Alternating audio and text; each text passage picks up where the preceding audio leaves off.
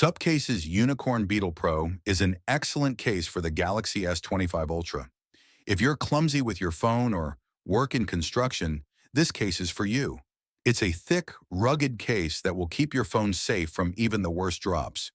It comes with two front frames, allowing you to choose between having a built-in screen protector or not.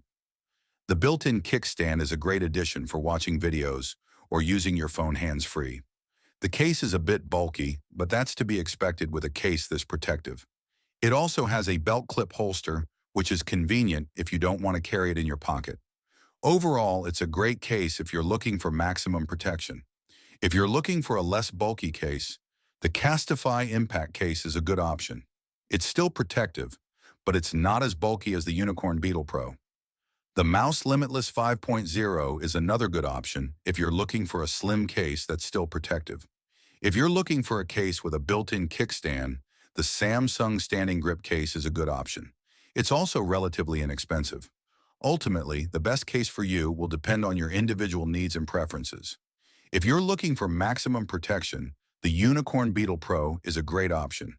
If you're looking for a less bulky case, the Castify Impact case or the Mouse Limitless 5.0 are good options.